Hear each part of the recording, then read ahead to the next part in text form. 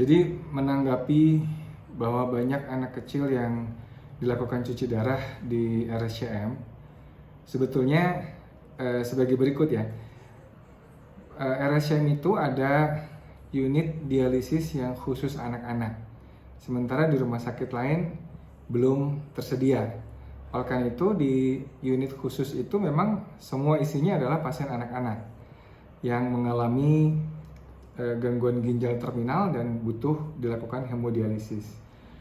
Secara nasional tidak dilaporkan lonjakan kasus gagal ginjal yang signifikan sebagaimana tahun lalu ketika ada kasus keracunan EG dan DEG.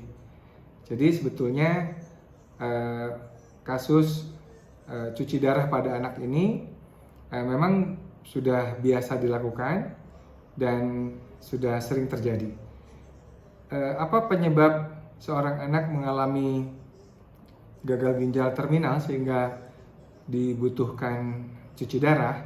Ada beberapa penyebab. Yang pertama adalah adanya kelainan bawaan atau kelainan kongenital pada ginjal dan saluran kemihnya. Nah, pada kasus ini memang anak-anak tersebut sudah sejak lahir terdapat kelainan seperti ginjalnya kecil atau ada kistanya dan seterusnya.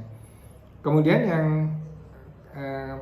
penyebab yang lain adalah adanya sindrom nefrotik yang tidak tertangani dengan baik dan kemudian juga memicu terjadinya gangguan ginjal terminal. Penyebab lainnya adalah seperti lupus ya, lupus sistemik, lupus eritematosus yang ini juga bisa mengenai ginjal dan berujung pada cuci darah. Nah, sebab lainnya adalah masalah gaya hidup ya. Ini nanti terkait dengan obesitas ya, dengan sindrom metabolik ya. Kita tahu bahwa anak-anak yang obesitas itu mengalami low grade inflammation atau inflamasi derajat rendah yang berlangsung secara kronik dan juga mengalami tingginya ROS atau reaktif oksigen spesies yang ini kalau secara gabungan ya ditambah dengan hipertensi, tambah obesitas, lipotoxicity, ini bisa merusak ginjal dan lama-kelamaan bisa menyebabkan ginjalnya rusak terminal dan perlu dilakukan cuci darah. Oleh karena itu ada beberapa hal yang perlu dilakukan untuk anak-anak kita agar sehat, terutama organ ginjalnya. Yang pertama, biasakan minum air putih ya. Biasakan minum air putih secara cukup. Jika anak itu 20 kilo, minimal 1,5 liter per hari. Makin banyak minum, lebih baik ya. Kemudian yang kedua, hindarkan semaksimal mungkin konsumsi minuman manis ya. Baik manis karena gula atau karena pemanis seperti sirup jagung yang mengandung tinggi fruktosa. Pemanis ini banyak sekali dijumpai pada soft drink yang terdapat di minimarket. Dan ini bisa ratusan jenisnya soft drink ini, minuman kemasan, baik berbentuk gelas maupun botol. Yang ini tentu saja apabila dikonsumsi terus-menerus bisa sangat berbahaya bagi ginjal anak-anak kita. Kemudian yang ketiga, asupan garam ya. Ini juga bijak ya mengkonsumsi garam, jangan terlalu berlebihan ya.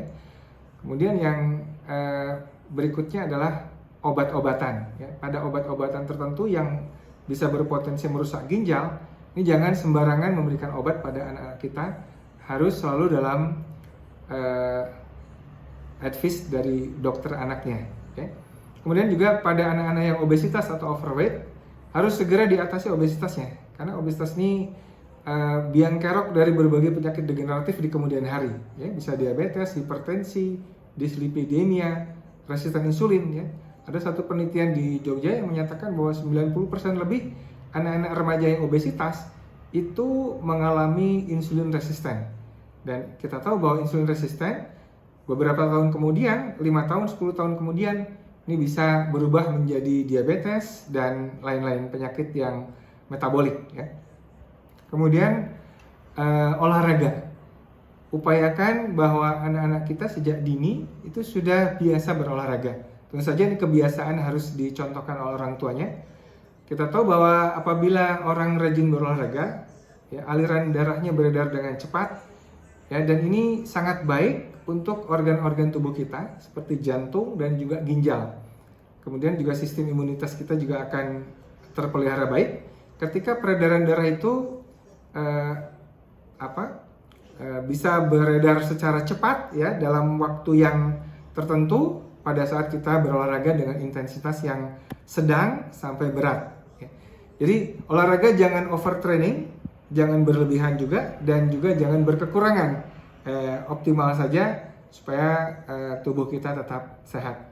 Saya kira itu beberapa informasi terkait informasi yang beredar, ya, banyak anak-anak cuci darah yang sebetulnya adalah tadi yang sudah saya jelaskan. Terima kasih. Assalamualaikum warahmatullahi wabarakatuh.